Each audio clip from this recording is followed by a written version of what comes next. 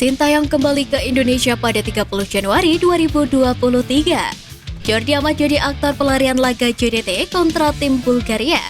Kronologi pemain Persis Solo serang oknum pelemparan bus oleh supporter Persita. Simak video selengkapnya hanya di Garuda Space Update.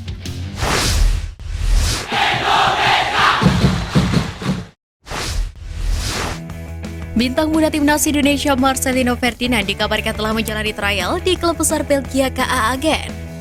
Melansir dari laporan Gazette Van Antwerpen, Marcelino akan menjadi bagian dari tim U23 Agen dan berkompetisi di Divisi 3 Belgia. Namun di tengah kabar itu, Marcelino Ferdinand justru terciduk tengah berada di stadion kebesaran klub Belanda PSV Eindhoven. Ini terlihat dalam story unggahan di Instagram pribadinya. Namun tampaknya ex-pemain Persebaya Surabaya itu datang tidak untuk bergabung, melainkan hanya menonton. Sain Patinama tak henti-hentinya meluapkan kebahagiaan usai mengikrar sumpah WNI. Tak sekedar dari ekspresi kebahagiaan itu, Sain Patinama tuangkan dengan rencana menambah koleksi tato pada tubuhnya. Tato baru Sain rencananya bergambar bendera atau lambang Garuda. Back Viking FK ini hampir memenuhi seluruh lengannya dengan ukiran tinta permanen. Sebagian kecil ruang yang tersisa digunakan Sain Patinama untuk mengisi tato baru di lengannya. Winger timnas Indonesia U20 Ronaldo Kuate ramai disebut gabung Liga 2 Turki. Dilansir dari akun Instagram @teranspor, pemain berusia 18 tahun itu akan gabung dengan Bodrumspor Kulübü yang berlaga di kasta kedua Liga Turki. Bahkan kesepakatan disebut sudah rampung, namun masih belum ada respon apapun dari pihak klub. Sebelumnya, sang pemain berusia 18 tahun itu memang pernah dikaitkan dengan klub asal Turki Antalyaspor pada Maret 2022 lalu. Namun transfer itu tidak pernah terlaksana. Beberapa pemain Persis Solo terlihat menghajar pelaku pelemparan bus yang terjadi usai laga lawan Persita Tangerang. Hal itu berawal dari aksi oknum supporter Persita yang bertindak senonoh kepada bus Persis Solo. Dalam video yang beredar di media sosial, terlihat Ferdinand Sinaga menjadi pemain paling depan dan mendaratkan tinju ke pelaku pertama kali. Selanjutnya ada beberapa pemain seperti Sultan Fajar dan Taufik Febrianto yang ikut memukul pelaku. Namun akhirnya asisten pelatih Eko Purjianto turut merangkul sang pelaku. Persita Tangerang mengutuk keras tindakan pelemparan yang dilakukan oknum supporter ke arah bus yang ditumpangi para pemain Persis Solo. Persita Tangerang melalui rilis resminya sudah meminta maaf kepada pihak Persis Solo atas insiden pelemparan bus tersebut. Pihak klub siap membantu kinerja pihak kepolisian untuk mengidentifikasi pelaku pelemparan bus tim Persis Solo. Salah satu kelompok supporter Persita Tangerang yaitu North Legion melalui rilis resmi, mereka menyatakan bahwa pelemparan tidak dilakukan oleh salah satu dari anggotanya. Hal ini dikarenakan pihak North Legion sudah menyatakan sikap untuk menepi dari tribun demi menghormati korban dari tragedi Kanjuruhan.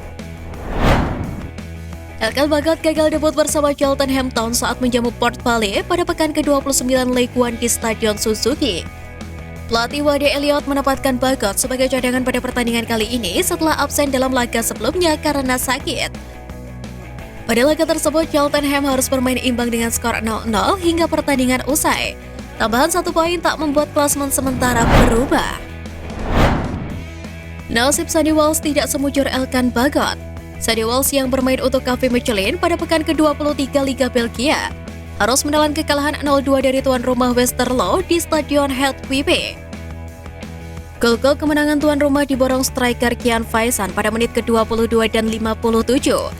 Pertandingan itu juga diwarnai kartu merah yang didapat Mechelen lewat bek Dimitri Lavalle.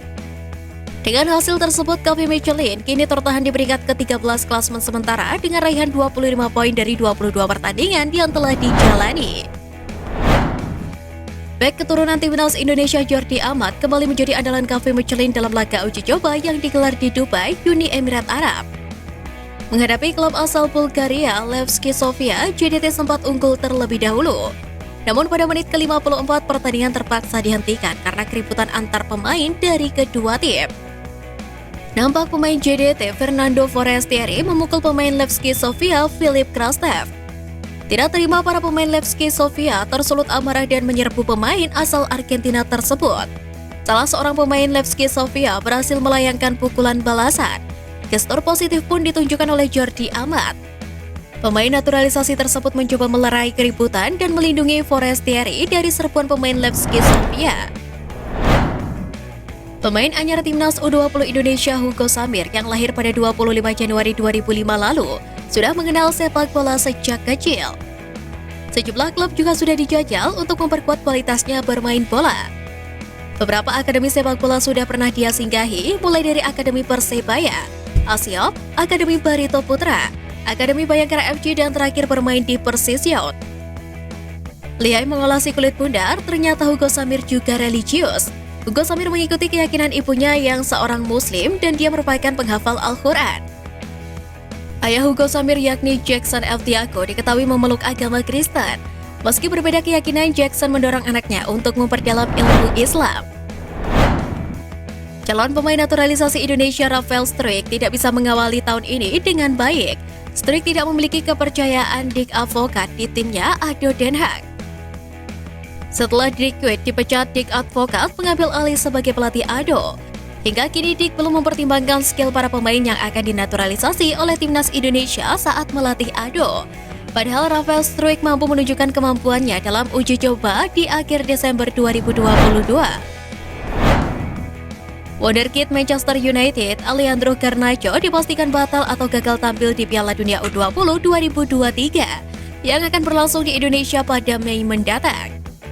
Kepastian itu terjadi menyusul timnas Argentina di Amerika U20 2023. Tim asuhan Mascherano cuma menduduki urutan keempat dari 5 peserta di grup A. Kegagalan Argentina tampil di Piala Dunia U20 membuat Alejandro Garnacho juga harus memastikan diri batal menghadapi timnas U20 Indonesia sebagai tuan rumah. Pelatih timnas Indonesia Sintayong dipastikan akan kembali ke Indonesia pada 30 Januari 2023. Usai tiba di Indonesia, Sintayong bakal langsung memimpin pemusatan latihan atau TC Timnas Indonesia U20. TC tersebut akan digelar di Jakarta pada tanggal 1 hingga 28 Februari 2023. Pada TC Timnas U20 Indonesia kali ini terdapat 30 nama yang dipanggil oleh Sintayong. Para pemain tersebut akan diseleksi sebagai persiapan jelang Piala Asia U20 yang berlangsung di Uzbekistan pada Maret mendatang. Kepada media Korea Selatan Naver, Sintayong menyebut belum mau turun dari jabatannya sebagai juru taktik timnas Indonesia. Meski sempat diragukan usai Piala AFF lalu, namun Sintayong bertekad untuk membuktikan kualitasnya. Pelatih asal Korea Selatan tersebut mengaku kecintaan supporter timnas Indonesia membuat dirinya betah di Indonesia. Selain itu, agenda pada timnas Indonesia di berbagai kelompok umur membuat Sintayong dipastikan akan menangani skuad Garuda. Pelatih PSS Sleman Seto Nurdiantoro mendukung para legenda timnas Indonesia seperti Bambang Pamungkas, Onario Astaman, Kurniawan Dwi Yulianto, hingga Yayan Tumena mencalonkan diri sebagai calon pengurus PSSI. Seto Nurdiantoro yang juga legenda timnas Indonesia menyebut keempatnya bakal memiliki kelebihan. Sebagai mantan pemain yang lama berkarir di klub dan timnas Indonesia, Bambang Pamungkas, Onario Astaman, Kurniawan Dwi Yulianto, dan Yayan Tumena dianggap lebih paham tentang situasi di kalangan pemain. Hal itu akan sangat positif bagi PSSI yang memiliki tujuan revolusi untuk membangkitkan timnas Indonesia. Pelatih Jeonnam Dragons, Jang Kwan Lee, sudah tidak sabar menanti permainan dari penggawa timnas Indonesia Asnawi Mangkualam. Coach Lee mengatakan permainan bek kiri andalan Sintayong itu cukup bagus dan akan berguna untuk timnya. Pelatih berusia 48 tahun itu mengaku sudah melakukan komunikasi dengan pelatih timnas Indonesia Sintayong. Meski begitu, Coach Lee berharap Asnawi bisa memberikan perubahan dan bisa cepat beradaptasi bersama rekan-rekannya.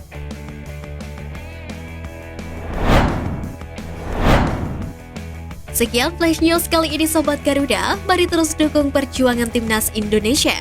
Nantikan Flash News Edition dari Garuda Space selanjutnya. Terima kasih dan salam olahraga.